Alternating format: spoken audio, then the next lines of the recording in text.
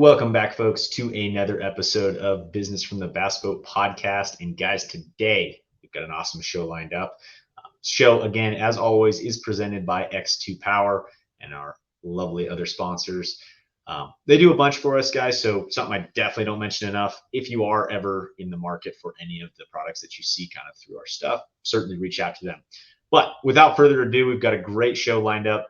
This is a friend of mine and a friend of the show that has been on in the past to kind of talk about his start in the industry with Dynamic, which is a brand there in Oklahoma that does a lot of the contingency programs, a lot of the marketing in our industry. But he's on a new venture in 2023 here, and can't wait to hear about it. Let's get Jake Biram in. How's it going, man? What's up, Adam? Thanks for having me back on. Absolutely, dude.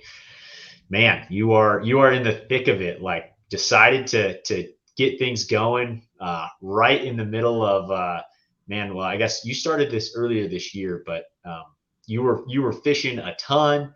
I mean, and then you've been telling me, hey, I'm taking a step back. I've got this thing going on. I mean, talk about what exactly you're doing, man. Yeah, so we opened up kind of a premium fishing and archery hunting shop here in Tulsa. So we actually opened February 15th, so we're almost 4 months to the day. Yesterday, I guess, was 4 months. So we're mostly bass fishing. I would say probably 65 to 70% of our floors, probably 70% of our floor space is bass fishing. The other 30% of our stores are archery hunting. So kind of the route that we wanted to take was kind of specializing in more JDM products, higher end products. We don't sell just JDM, but kind of the harder to find stuff that guys, at least in our area, have had to go online to order. Sure. For the past several years. So there really hasn't been, and we had Okie Bug. Some people are familiar with it. It was kind of a really popular kind of Midwest Oklahoma thing.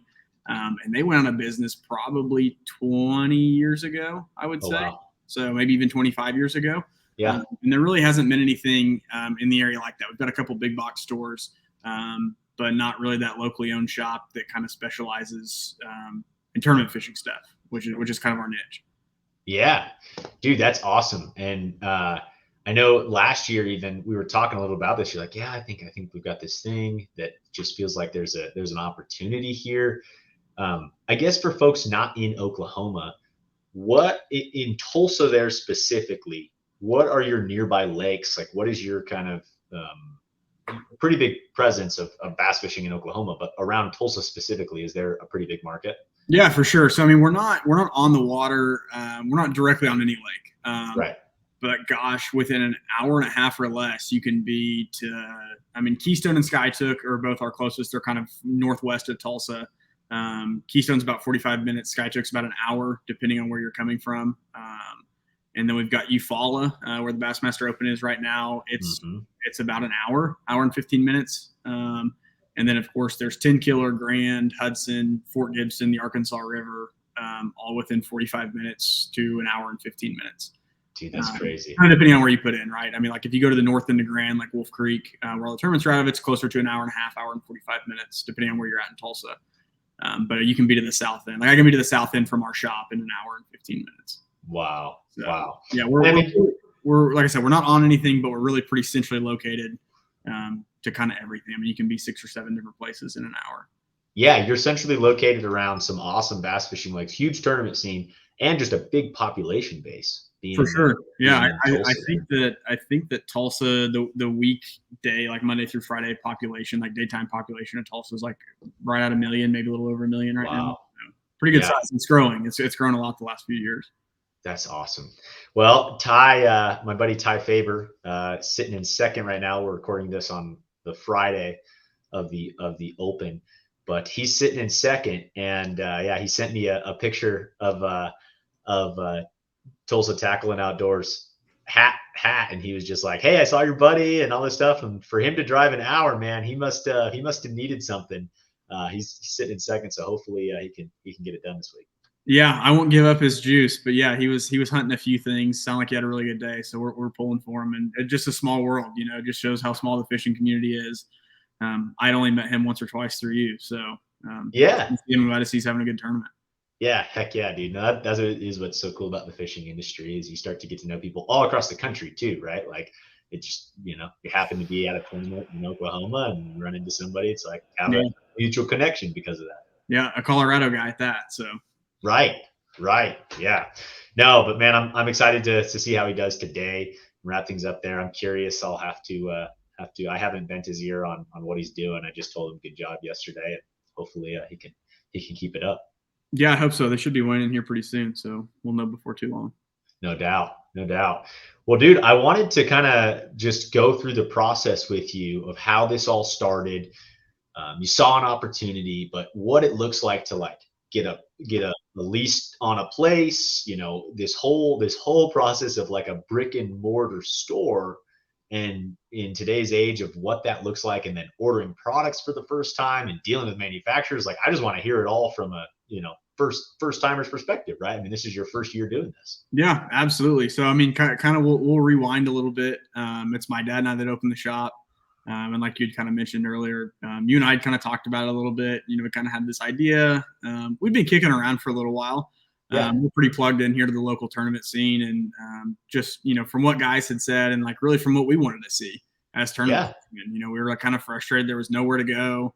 Having to order everything online, and then with 2020, shipping was really messed up, and then some of those online stores really haven't recovered from that. So some of the really popular sites that traditionally got stuff to you pretty quick, those lead times are a little bit longer still to this day.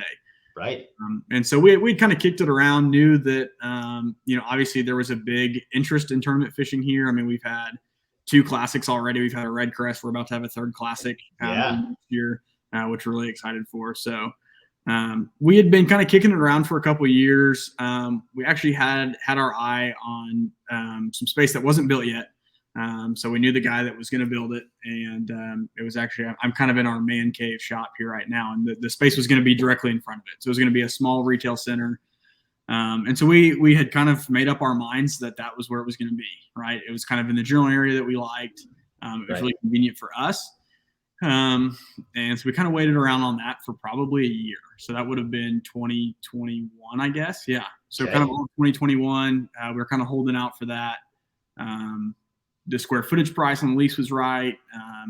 It was, we liked the renderings that we had seen of the strip center. Really felt like it matched what we wanted to do in terms of just the aesthetics and the looks. And that ended up falling through. So we waited on that for like a year. Oh. And, one day we find out, hey, it's getting pushed back. Don't really know, the start date on it or the completion date at that. So we were kind of scrambling. So this would have been, so we kind of waited. This would have been like August of last year, 2022, that we found that out. And so we're like, okay, we're back to square one, right? And during that time frame, we had looked around in the Tulsa area, and Tulsa's pretty spread out. I mean, for those who aren't familiar with it, like we've got Tulsa, but we've got a bunch of smaller communities outside. So like Jinx, Broken Arrow, Bixby. Right. And it's pretty spread out. So we had a hard time, location's everything. And there was really no perfect location, right? Because if you do it on, one part of town, well, then the people, if you do it on the east side of Tulsa, well, then the people on the west side are like, why'd you put it over here? And right. So we continued to look around, and that was probably the hardest part, was just finding something that was affordable, that kind of matched what we wanted to do, that was in a good location. We knew we wanted good highway access, good turnpike access. And so we looked from August until like October.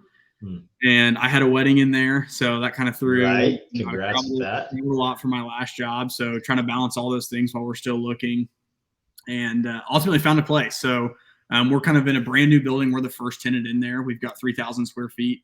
And it's just us, and then it's just an office. It's a State Farm agent. He's actually the one that owns the building. So he's got 3,000 square feet. We've got 3,000 square feet, and we're directly in front of Home Depot, which is good. It's a really good draw. It's a great landmark. We get a lot of people that are like, "Hey, I was going to Home Depot and was turning the parking lot and saw you guys. Like, I had no idea you were here." So it really just kind of fell into place. And so that was late October. We finally got a lease signed. Came to an agreement on that, and then it was time to start the build out. So like I said, we were the first tenants in there, so it was a totally raw space.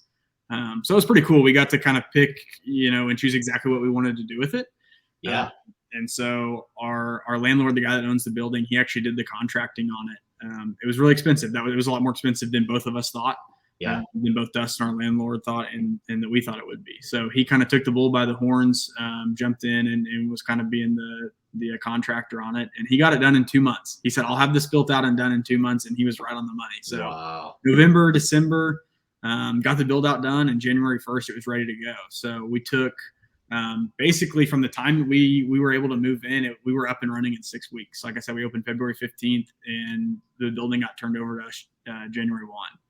So in that time frame, we had to order the shelving, started ordering product in 2022.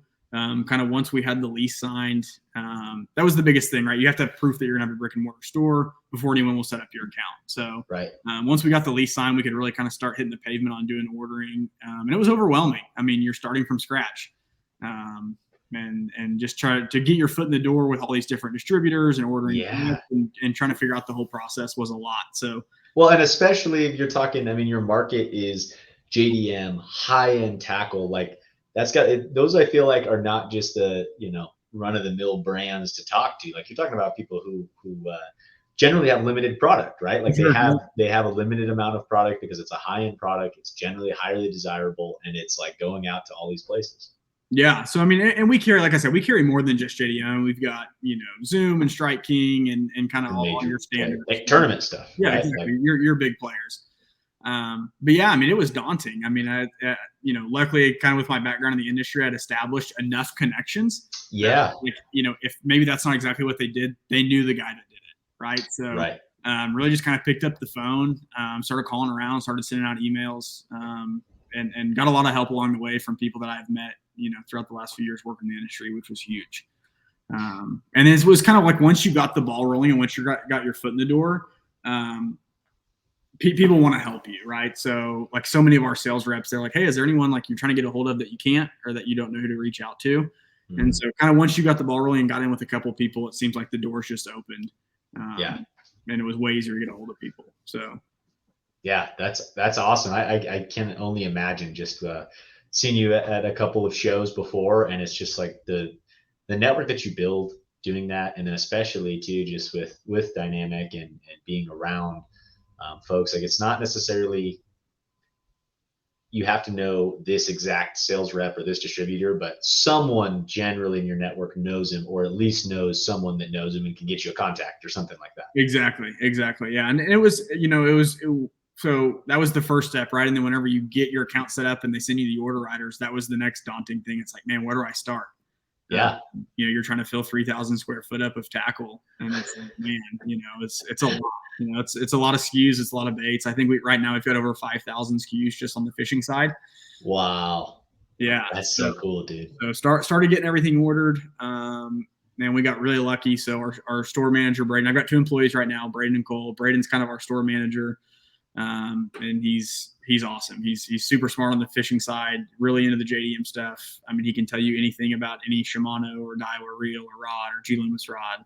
Yeah. So he's been instrumental in it. So he came actually on, we kind of hired him on to help us get everything going. So he helped us stock the shelves, put the shelves together, all that. And then we just recently hired Cole, who's our archery tech. Oh, cool. He's got a good base of fishing knowledge, so he's kind of a hybrid guy back and forth, but his bread and butter is really on the archery side. We can kind of get into that a little bit later. That's kind of been getting that stood up over the last month or so. Yeah, I was going to say, I mean, that's been the cool or the cool thing about being in the fishing and the hunting world, right? Is you kind of have the two busy seasons. Mm-hmm. This is when guys, especially in archery stuff, right, are getting things dialed in, going into July, like August, like especially out west here, like you got to be shooting probably starting now. And then you're going to work your way into things. But it's just the archery world to me too is such a niche space I have a hard time taking my bow. I'm a big archery guy and going to a big box store. And not to say that some guys, there's probably a great tech there and that kind of a thing, but sure. I really like the feel like of our local archery stores. I really like going in and getting a one-on-one advice on bows. And generally the higher end bows too are held in smaller stores. Whereas like you're starting to see like some box stores pick up big brands, but it's always been kind of that, like the bow brands don't necessarily want to be in these big box stores. They're kind of that, they like the small market helping the small guys out. Yeah. They really like kind of the pro shop model. Right. And that's right. Something we really wanted to foster both on the fishing and the hunting side. So, we want guys to come in and talk fishing, talk hunting, looking for little tips and tricks. here and there. And it's like you hang out in the shop long enough, like, when we get guys hanging around, like you'll pick up on some things, here and there. Like I do it every day, right? Different guys coming in and spilling little tidbits here and there. So, and that's, we wanted to echo that into the archery side. Like I said, that's been relatively new for us over the last month. We've really started to get a lot of our archery inventory in, bows and accessory brands. Cole started with us probably about 6 weeks ago now, and he's been instrumental. I'm a very casual bow hunter, whereas Cole's all in on it. I mean, he does some of the Western big game hunts, stuff like that. So he's been super helpful in getting product ordered and kind of knowing like, hey, what do you guys want, right? I mean, we've got limited square footage, compared to say a big box store, right. And so it's like we want to make sure that we're maximizing our shelf space with kind of the higher end, the harder to find products. Again, like you said, that maybe a big box store doesn't carry. Right. So that's kind of our model on both the archery and the fishing side. Yeah. No, and like everything else, right? Like how many fishermen also archery hunt? Like that's my saying is, it seems like everyone that bass fishes hunts. Not everyone that hunts fishes, but man, I swear that everybody who fishes it's complement each other so well. I mean, we fish year round here in Oklahoma, but definitely dies off. Come July, August gets really hot. Fishing starts to get really tough. And we get a lot of guys that go out your way, Colorado and stuff, and do the DIY elk hunts. Yeah, already starting to see some guys come in and talking about getting their stuff ready for those. So, yeah, no, that's a big deal, man. I always notice anytime I'm driving in the mountains in September, the amount of out-of-state plates that I see with an elk in the back, or with quads or something that you just are tying that they're probably elk hunting. They're everywhere, man, and that's just it's a cool thing, and I think it's a cool aspect to get set up correctly before you end up obviously in that state. For sure, all that stuff changes. So that's fun, man. I would love to chat when we're off air just about what kind of bows you guys carry and all that stuff. I'm getting ready. Like in my mind, I have that like fishing season, that January, February, like I'm getting really fired up. I'm getting everything ready to go. And then same kind of deal, like the fishing starts to get hard, right? In most parts of the country, unless you're going up north, then it's just amazing everywhere. But June, July, August, you're like, oh gosh. And then there's kind of a kick in the fall because the championship tournaments and that kind of a thing. But like, this is when I'm getting ready for hunting and getting all dialed in. Yeah. I mean, like we say September's championship month in Oklahoma. So it seems like, everything, all the regular season events, at least like local team trails, they're kind of, wrapping up right now. And then it seems like all the championships are always stacked in September. So, and then our archery season opens October 1st. So it's kind of like you finish off the championships, wrap up any team trail you're fishing, and then it's right into hunting season. So. Gotcha. Very cool. Now, as far as brands go, has it been, when you're approaching these folks, I'm talking on the fishing world, is it, say it's a Zoom, or not to say Zoom, but some of these really large brands, is it hard to make that initial conversation and say, hey, we need to order this amount? Are they like capping you on, or are they saying, hey, you can't order unless you order this amount of our product and that kind of a thing? Like, how does that conversation work with these different brands? You don't have to name the brands, but just so how's that process? I mean, they all run pretty similarly. Like Zoom, for instance, they only sell, to my knowledge, through distribution channels. So like Pittman Creek is a huge distributor. Right. It's like they're like the best place to get Zoom, right? They carry every color. I mean, colors that people don't even realize they have. Zoom has so many colors. It's unbelievable. But like, we'll use like Strike King, for instance. You can order direct from them, and you can order through a distributor. So like when we did these big stocking orders, we went direct. And they do have minimums. Some brands have opening order minimums. Some are like, say, it might be $5,000 is the opening buy-in. I can't remember what Strike King was. That wasn't theirs. That was another family of brands. Yeah. So they might have opening order minimums, which are usually pretty high. And then obviously there's like free freight benchmarks. So you kind of always want to try and hit the free freight because it can add up. I mean, like for instance, when we did our opening order with Strike King, it came on a pallet. I mean, it was like they offloaded it with a pallet jack and dropped it on the doorstep. So that's crazy. They're usually pretty good to work with. I mean, like we do our weekly ordering, we usually go through distributor. It gets here the fastest. And you're usually not ordering in like big enough quantities of a singular brand to go direct for it to make sense to go direct, right? And like some brands, they won't sell to you direct unless you do have, say your order might have to be $500. So if it's Strike King, you've got to have at least $500 in Strike King. Well, we order a couple times a week, and our order for that week might be, so let's just say $1,000, an easy number, like $1,000, but that could be 10 different brands or 5 different brands, right? So kind of the weekly ordering goes through a distributor. Our opening orders, as much as we could, we tried to go direct. And yes, they do have minimums, but they're easily obtainable. I mean, especially when you're trying to stock a store for the first time, it's not like $25,000 of, in one order for one brand. They're pretty easy to hit. Gotcha.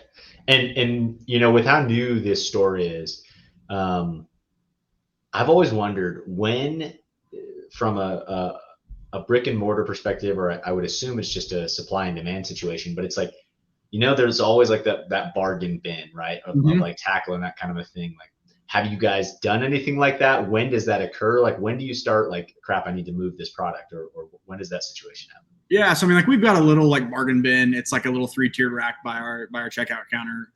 Everything is 25% off. And it's not, for us at least, it hasn't been so much seasonal.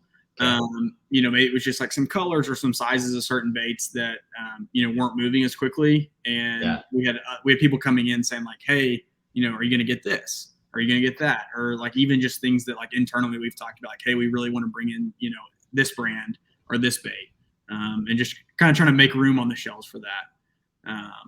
So it's really just been like, hey, if we've had something that's sitting there for 2 months and we've got 3 colors of one bait and not one of them has moved, like it's probably time to move it out. So we're constantly looking at what's moving, what guys, listening to people's feedback, what guys come in asking for that maybe we don't have, or we only have a little bit of, and they're wanting more colors or more sizes. And it's, I mean, every week we're kind of adjusting to kind of fit what our customers want and kind of what's the hot new bait, right? So trying to keep up with the trends, which is really tough to do. I was going to ask you, so, I mean, have you seen in a tournament standpoint on a national event, when someone wins on something at this point, are you seeing like, hey, that stuff starts to move really, really fast, the shelves go out because of that? Like when you're following those big trends, like, okay, right now, for instance, like big glide baits are a thing, right? Like glide baits, handmade, fancy glide baits, shad style glide baits, I would say, are like becoming a really big deal right now. Like,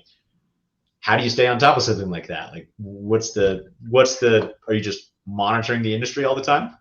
I mean, yeah. And like, we're all, like I said, we're all pretty plugged into the tournament scene. We're all ate up with it. So it's really not like you're having to study it, right? It's just, you're seeing it when you scroll on Facebook or Instagram or whatever it may be. But the glide baits is a great example. So glide baits is tough because, let's take a company like KGB, right? They make a phenomenal glide bait. But like, they don't need Tulsa Tackle to sell their glide baits. No, I mean, they would like to though, but I would love to have him. If he was like, hey, we'll put him in your store, I will take as many as he'll give me. Right. But he doesn't, I mean, the bottom line is he doesn't need, stores to sell them. He doesn't need to sell. Yeah. He doesn't need stores in general to sell them. Yeah. He doesn't need anyone. And so he puts them online and they're gone instantaneously. So the glide bait thing is really tough, and that's what people want. But we do have a guy here locally, Ryan Biggs, the Biggs glide baits. Right. Yeah. Really, really blown up. Yeah. Here over the last few months, he makes an awesome glide. A lot of guys around here love it. And he's been nice enough to, and since we started, he kind of gives us, X number of baits every couple weeks. Cool. It's not something that we stock regularly because, again, he puts them online and they evaporate. So every few weeks, we'll usually get a handful, and they're gone as soon as we get them. We'll get them, we'll post them up on the internet, and they're gone, usually the same day. And we don't get a ton. Usually it's somewhere in the ballpark of 10 or 12 baits. Yeah. And they sell it in a day. So, having a guy locally certainly has helped. Ryan's been great, and, we're gracious to be able to get some because, again, he puts them online and they're gone. And so we try and limit those sales to in-store only to kind of give our customer base a chance to get them. You could put them online and, you could sell them to all 4 corners of the world. But we want our customers who are coming in on a weekly basis to have first shot at them. So the glide bait one is tough though, because it's a lot of, garage makers. Another good bait though that really flew off the shelves was G-Crack. Right. I was going to ask about G-Crack. So, Alton Jr. had the dominating win and heavy hitters on it. And we had been, that's a brand that we stocked a good amount of, and we've stocked it since we opened. and the Bella Shad and the Bella's Gill were really good sellers for us, even before the win. But after the win, man, it like I swear the next day our inventory of the Shad and the Gill were gone. And it's tough because, you know, all that stuff's being brought to Japan. It goes to Dallas, Texas, to their warehouse, and then they ship it out from there. So, you know, not only were we sold out, but the distribution in Dallas was out. And Kaz, who runs it, he's like, man, like I'm waiting on another shipment from Japan. So you're just, you know, on the smaller brands like that, you're just kind of stuck in the waiting game. And right. So and then it's also it's not just you either, right? Like there's all these other stores everywhere. Yeah, we're not the only one out of the Bella Shad. You know, not only are we out, but like I said, the distribution center's out. So like he can't send it to anybody. Yeah. So I mean, if you have a lot of back stock, then you know you're in prime position to, you know, to sell it. But as soon as you sell it, like you're going to be waiting like everybody else. So yeah. No, it makes a lot of sense. Has it been just like a that process of staying up to in stock on certain items?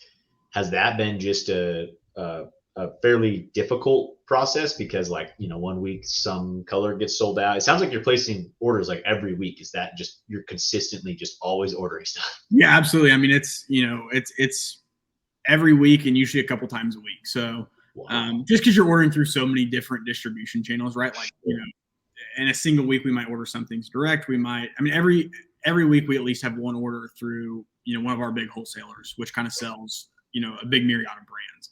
Got it. And so that's every week for sure. And then there's always like some direct orders sprinkled in there, like rod orders, reel orders, stuff like that. Yeah. And yeah, I mean, it's an everyday thing. So like we might send off an order, like say we sent one off today, like this morning. Yeah. I guarantee you someone on their computer already has a cart going of just other things.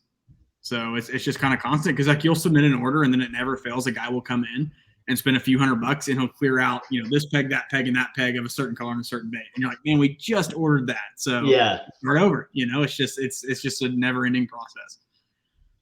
Well, it'll be cool too over the years to see like a trend, right? Like it's okay, like think of in Oklahoma. So I'm thinking like a biffle bug or some kind of flipping rodent style bait, you know, like, you know, that you're going to sell a crap ton of a green pumpkin bug style craw bait, right? So it's like, can you, because I've always wondered when we go to tournaments, right? You go somewhere, you go to the local tackle store. And for instance, okay, anything out west, right? You go to a Western tackle store and there's Margaret and Mutilator roboworms or all different kinds of roboworm colors. And they're always gone. I don't care what tournament it is. Like if there's a tournament field that's going to be over 50 boats, like you go in, they're going to be gone after the first day. And it's just like, in my head, I'm just like, why aren't these guys like just preparing months in advance of just loading, stocking up this stuff? But is it just like that much of an impact, do you feel like? Or like, I don't know. Just I've always wondered why stuff just like instantaneous. Yeah, I mean, and it's hard for smaller shops to carry the back stock, right? I mean, just, you know, from a cost perspective. Right, you can't tie up that capital. And I promise it would never fail that, like, you know, summertime in Oklahoma, you throw a plum worm all the time. Like, right. And we stock, like right now we've got a lot of plum worms in stock. But if I went in March and bought 500 bags of plum worms, probably nobody would buy one in June. Like, I just feel like that's just you just ball out and then be like, crap, I got to sell these things. Yeah, and then it's like all of a sudden, oh wait, no, not a single bass in Oklahoma bit a plum worm this year. It was all, you know, blue fleck or whatever. Yeah. But it's kind of funny you mentioned that. So like the first month that we opened, it felt like the only thing that we sold, it was like kind of our big joke, was like the only thing we sold was Kitex, Alabama rigs, and jig heads. Like, are we ever going to sell anything else? Like, you know, like we're already like, we just ordered like 5,000 jig heads. A guy in Arkansas pours them for us. Oh, cool. And so we package them kind of under our own name, and we kind of sell bulk packs. So like, right, we'll sell like 5 packs or 10 packs. So you can buy a 10 pack and at least get two rigs made out of it. Yeah. Instead of having to buy, you know, seems like so many come in like a 3 pack. And it's like, well, you know, I've got 5 wires, but now I've got to buy 2 packs, and I've got this one that I'm going to like lose in the bilge area of my boat because it falls into the cup holder or something. So, you know, he's just pouring them in his garage. So like we've already, like we legit ordered, I think it was like 4,000 or 5,000 A-rig heads, so he can get a jump start on it because we kept running out. And it just sucked. You know, you hate when someone comes in looking for something that like, you know, you should have, but it's like, man, like, sorry. Yeah, like we just got cleaned out, you know. And we're waiting on, you know, we're waiting on the mailman, or, you know, waiting to go pick them up, whatever it may be. Sure.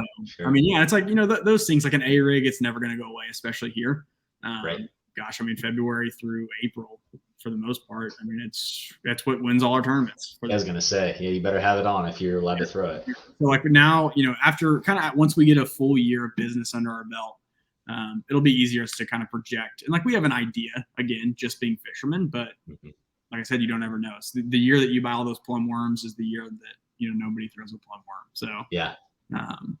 But we'll see. Like I know, we'll have more Kitech in stock come, probably November, December timeframe, than we certainly did last year, just to try to mitigate some of that reordering constantly. Right. Because it just ties up everybody's time. Yeah. Yeah. Sitting behind reordering, that makes a lot of sense. Yeah, it would be cool just to see, like, as you progress, like the efficiencies, right, of getting more efficient on every part. It'll take a year or two to get there. Yeah. Just to kind of figure out all the little odds and ends and kind of, the best practices for at least our shop. Sure. Now, in the rest of the store, so we've got obviously the tackle. What kind of rods and reels are you guys carrying? Gosh, so we sell a little bit of everything. Okay. Our biggest movers on the reel side is Shimano and Daiwa by far. Right. We try to keep a really good selection of them. Again, it's one of those things, everybody wants it, so sometimes the stock is hard. That's something that we order direct from, and it's like, man, their warehouse is out of stock. So it's like we try and keep a pretty robust selection of that. From a rod standpoint, man, kind of all your big players. Carry Megabass, Dobbins, Falcon, G Loomis, Shimano. The new Virtus rods by Jewel. Gosh, I'm sure there's a couple that I'm missing in there. Yeah, Daiwa rods. Good selection. We just brought in a new full rack of the new Daiwa rods. Oh, cool. So I'm still waiting on that now, but should be here any day. So nice. Now, as far as other stuff in the store, I've seen like clothing, and then I'd assume hunting clothing. Like, is it kind of just a display of other just outdoor gear from that perspective, or is it pretty honed into archery and fishing? We're pretty honed into archery and fishing. I mean, we carry Sims and AFCO on the fishing side, and then just some other accessories, sun gloves, buffs, Costa sunglasses, things like that. And then on the archery side, it'll be very similar. So it'll be very bow and bow accessory heavy. Arrows, sights, rest quivers, the whole nine. We probably will have some like the saddle hunting stuff. I don't know if that's gotten popular out your way. You said what did you say? Saddle hunting. Oh yeah, dude. I got a saddle, big saddle guy. So we'll carry some stuff like that. We've got some trail cameras, but for the most part, at least right now. Any clothing on the hunting side? Maybe. Kind of our square footage is kind of what's holding us back on the clothing. Clothing takes up a ton of space. And we've learned it's hard, right? I mean, it's hard to keep all the different sizes in, all the different styles of jackets or pants, stuff like that. So probably eventually, yes. I don't know if we'll have any hunting clothing this year. But if not this year, then hopefully next for sure. Yeah. And I would just be careful. I just wonder too, like the margin of, I mean, hunting clothing is so expensive nowadays, especially being in the archery world, right? Like guys are like, I gotta have the Sitka. Gotta have, first light, whatever it is, right? Like Kuiu, like it's gotta be dude, like, and you gotta have the bow to match, right? And you totally get what you pay for with those brands. Sure. Like I'm stupid impressed with how technical some of that gear is. But like, I just am thinking from an outside perspective. If I'm someone who's going on my Colorado elk hunting trip from out of state, it's like kind of hard to try things on, and you generally you want to have pretty nice gear and that thing. So it's like, maybe down the line, or if you get some space or something, I feel like, and I guess you'll gauge your demand too on the bow side on how many guys are coming in, that kind of a thing. And nice part is if you're having that conversation with guys in the shop, you can always kind of gauge people's interest in things. Absolutely. Yeah. And that's kind of what we do every day on the fishing side. So, whether it be a new brand or a new bait or a new color, or even just a certain style of shirt from Sims or AFCO. You're just kind of listening and picking up on cues that, guys are talking about, or even like what guys are wearing. Right. Yeah, so that's true. Tournament. I mean, you see, hey, everybody's wearing this, say it's a new brand or a certain shirt from Sims. It's like, well, if we don't have any, we should probably get some. Like, there's a reason everybody's wearing it, or there's a reason everybody's throwing it. on the archery side, there's a reason everyone's shooting it, whether it's a certain arrow or broadhead or whatever it may be. Right. No, that's so cool, man. I love outdoor gear so much from all aspects, right? Hunting and fishing side. So it's cool that you get to look at it every day and gauge people's interest and be like, just caught up in it, right? Like, yeah, you're in all parts of it. No, I mean, that's the fun part, right? Is getting to talk fishing and hunting every day and, do something that we all love. Like I said, we're all ate up with hunting and fishing, everyone at this shop. So we're in tune with what's going on, and we get it. When guys talk about, and even if it's like they're being critical of a bait that we carry, like we didn't make the bait, but we want to hear feedback because we can pass that along to other guys. Right. And again, that's the reason why people like to come into the store is for that kind of feedback. Because you know how it is. I mean, your circle can get pretty small. Whether it's on purpose or not, it's just. I feel like it just happens in life. You just start fishermen are secretive, man. They're secretive, and so it's like, we don't want to spill anyone's juice, but if 5 guys have come in and said the same thing about a certain crankbait, and a guy comes up to the counter, with 7 of them that he's getting to buy. Be like, yeah, man, like, you might want to change the hooks out on that. Like, got a lot of guys have been saying they're losing a lot of fish on it or whatever it may be, Yeah. So just being able to pass that, those little tidbits along is cool. That's really cool. That's like the kind of the lost art, right? I feel like in some parts of our world now is that face-to-face communication on certain things. Absolutely. When you were starting this, right, primarily brick and mortar at this point, right, from a sales perspective, was it just was there any big concern from a COVID standpoint where you're like, crap, this thing had just happened and come through? Obviously we were kind of past that when it all started, but was that in any of your conversations with your dad when you were getting ready to start this thing? Yeah, absolutely. So I mean, we are brick and mortar right now. We are going to have an online store at some point. We're kind of working on it, but like I mentioned, we've got 5,000 SKUs, and it's a daunting task. Like, honestly, it was way more work than I think all of us anticipated. Yeah.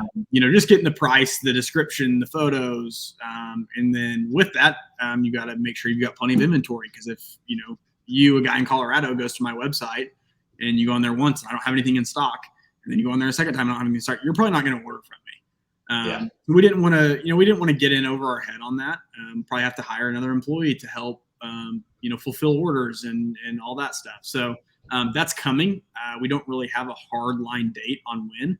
I feel like it'll just kind of come through organically as we continue to grow. Kind of knowing the timing's right and when we're ready.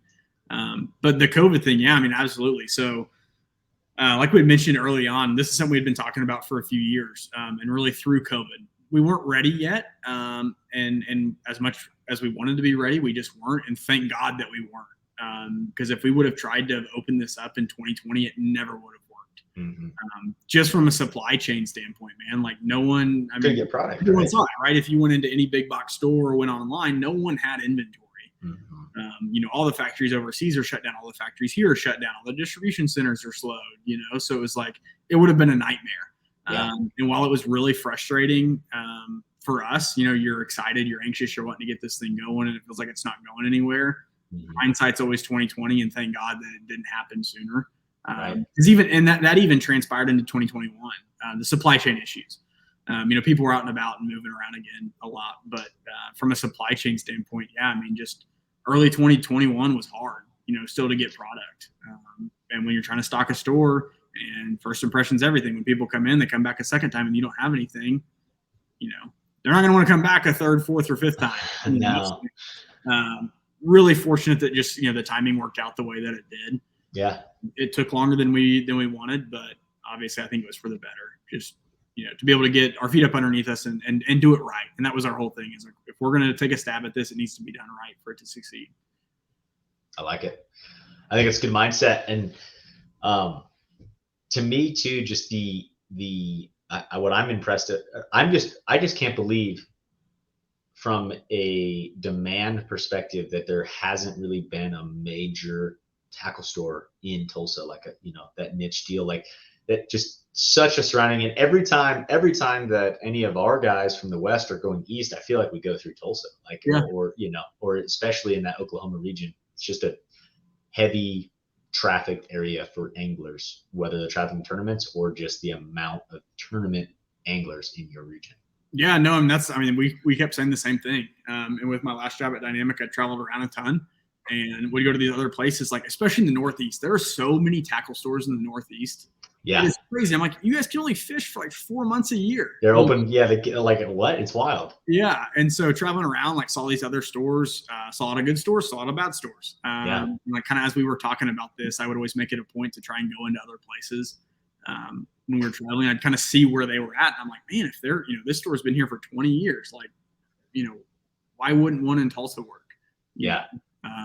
Yeah. We were shocked too. And I think part of that, we had a couple other smaller shops, 10, 15 years ago, kind of after Okie Bug. Yeah. But I think that the thing that those stores struggled with probably was kind of the Bass Pro craze, right? Which when Bass Pro was coming, 15 years ago, it was a hot new thing. Like, they're building stores and they've got a lot of stuff. It's hard to compete with that. But I feel like, at least for the serious outdoorsmen, those trends are kind of going back the other way. Dude, I 100% agree. I had this conversation with a guy last night. Literally last night, we were fishing on a local lake here, and we were just talking about that, how we feel like those big box stores, especially the Bass Pro, I was like, that is just, it's not where I go to get things now. Right. Yeah. And at least guys in our area, that's where they went, but that's because that was the only option. And so we kind of felt, again, being fishermen, like it was our feelings too. You wanted to go to, you wanted to support the local guy. Yeah. And that has especially if they've got good stuff, right? The harder to find stuff, say the stuff that Bass Pro didn't carry that you're having to go online for or whatever. Yeah. So I feel like that's kind of starting to trend back the other way. Yeah. Of course, online sales is important. That's not going anywhere. But again, I think that, guys want to come in and tell you about the fish they lost or the tournament they won or whatever, especially in our industry, right? Oh, dude, we just BS like crazy or whatever. And so guys like that, kind of the sense of community. For the tournament anglers or archery hunters, whatever it may be. So. Oh, no doubt about it. The amount of conversations you have in a tackle store are ridiculous. Dude, so with all of this, going from a role with Dynamic, where you were able to, dude, live the life from a lot of people's perspective. You're able to work in the industry, travel around, also fish a bunch of derbies with all of that happening. How has that transition been for you? Obviously you're taking a step back from that national level tournament scene, but how has that been for you? Now. And what are for now? For now, that's what I was hoping to get to. Yeah, no, it's been really good. I was traveling a ton, and I really enjoyed what I did. I love the people that I worked with, but the traveling, it starts to wear on you a little bit. I got married in October. I was just kind of ready to kind of spend a little bit more time at home. Yeah. And more so than that, I've always kind of been drawn to just, similar to you, right? To just like business. Like I've always wanted to kind of have my own thing. Yeah. Always thought it'd be really cool. I know it's challenging, it's hard, but I enjoy that. Yeah. And to be able to do it like kind of in the fishing and hunting industry is even cooler. So it's been really good. It's been a tremendous amount of work over the last 6 months. Like anything that's new or anything that's not new, right? It's just, it's hard to do well. Right. It's hard to stay on top of things and you want to do as good of a job as you can. So it's certainly eaten into my fishing time a little bit, which was to be expected. Right. And so I think that next year will be good kind of once everything's ironed out and kind of, running kind of, I don't want to say on its own, but just, all the firsts are over with. Yeah, totally. So yeah, have had to step back a little bit this year. I fished one Toyota Series at Grand earlier this year. Sure. And then just kind of fishing some local stuff with some buddies and my dad. Even then, still not fishing as much as I'd like to, of course, right? No one ever is, but right.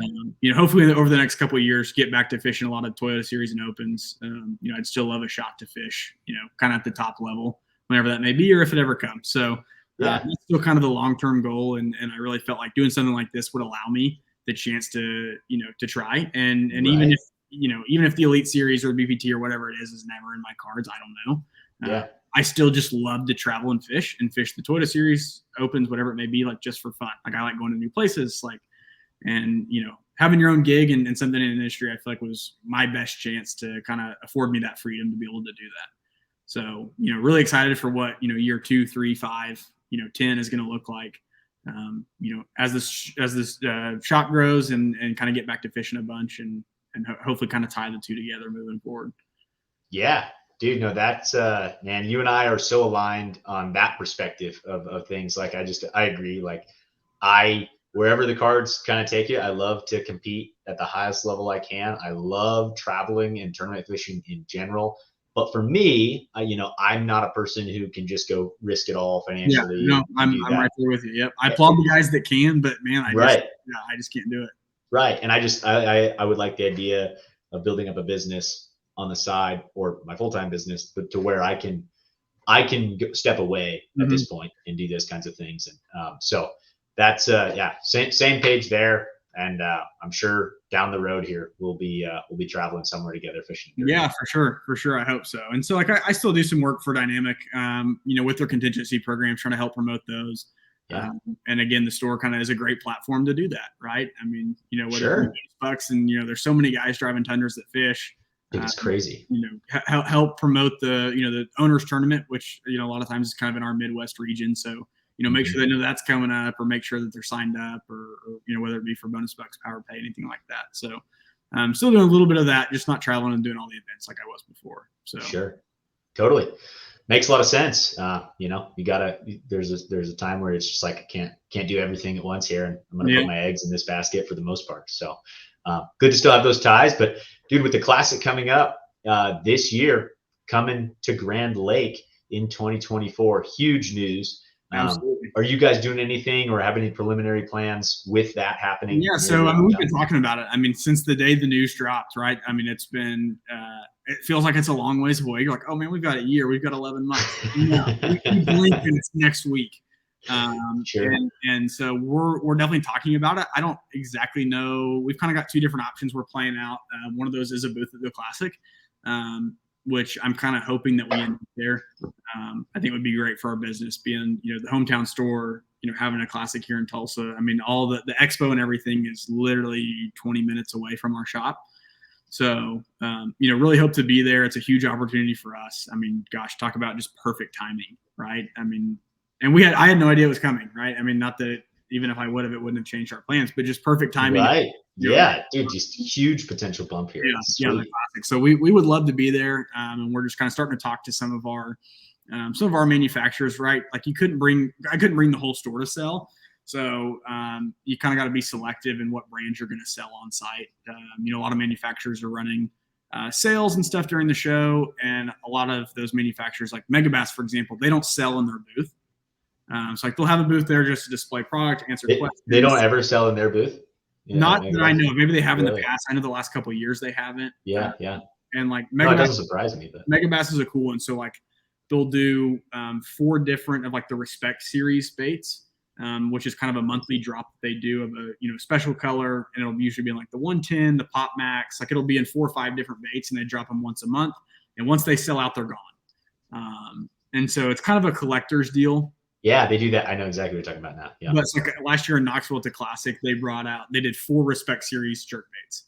And they had 3 retailers that sold a different one. So no retailer sold 2, but like each retailer got one of the specific colors, and then Megabass sold 1. I see. And so it was kind of cool, right? You would go to like the Megabass booth, and like you could buy the one color that they sold. And then you go to the other booth and get the second one, third one. Yeah. Makes it like a game. If you got all 4, you got like a Megabass. They call them lunch boxes. Like it's like a 110 box.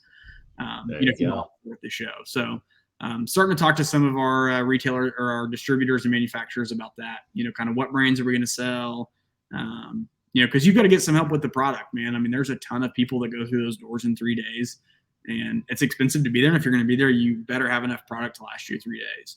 And you can't do that without help from the manufacturer. So we're kind of in preliminary discussions about that. Again, kind of seeing what brands, we might or might not sell. Looking at pricing, of course, like I said, it's super expensive. Sure. Kind of got to weigh your options, right? Like, are we going to have enough guys to keep the store open during that week? Or are we going to shut the store down for the week and, put all our eggs at the Classic for setup, tear down, the show days, all that. So we're kind of wading through all that right now, but we really hope to be there. That's so cool, dude. Well, regardless, I promise you, because of all that, you'll have some visits to the store and everything. We hope so. Like that would be. We hope so. I should be at the Classic this upcoming year. I think we are the Serious Angler crew in some capacity. So, anyways, we'll certainly have to connect there, and I hope to see a booth and everything. Absolutely, yeah, I hope so too. That's awesome. Well, Jake, dude, I really want to just say thanks for taking the time out and talking about your journey so far on things. How can folks get a hold of Tulsa Tackle and Outdoors if they are local? Where are you located? I mean, how do folks follow along? Yeah, man. So we're on Facebook and Instagram, obviously. And on Facebook, we're Tulsa Tackle and Outdoors. And the and is an ampersand, not A&D. I'm sure if you typed it out, it'd still probably pop up. But gotcha. And then Instagram is just Tulsa Tackle Outdoors. And then we do have a website. It's just a landing page. So like it looks like you could shop on it, but if you try to click like shop now, nothing will happen. And that just has like our store phone number. It's got an email address if you have any questions or anything. And then obviously our store address, our physical address. So, and the website is tulsatackleoutdoors.com. Our phones are always on. So if someone needs something, we special order stuff for guys all the time. If there's a certain bait that you're hunting, call up to the shop. And if we have it, we'll be glad to get it to you. That's awesome. Oh, fun stuff, dude. Well, I'm glad to see you grinding, dude. All your success going on with this. I can't wait to just to watch it foster and grow over the next couple of years and expand out. And yeah, dude, the hunting side I think is a really cool thing. It's something close to my heart too. So it's cool to see that being brought into it all. And yeah, man, we'll have to just stay in touch and get you back on the show as things just keep moving forward. Absolutely, Adam. Appreciate having me back on a second time, and hope you can carve out some time to swing by sometime if you're ever in this neck of the woods. Heck yeah, dude. Next time, I certainly need to swing in. Sure, down the road eventually. It seems like I always end up in Tulsa for some capacity. There's always a derby there. Well, you're always welcome. So, all right, man. Awesome. Well, dude, have a good rest of your day. We'll have to jump on, watch the live stream, see how guys are doing in the opens, and man, have a good weekend. Yeah, you too, Adam. Thanks, man. All right, we'll talk to you later. Talk to you soon. Yeah.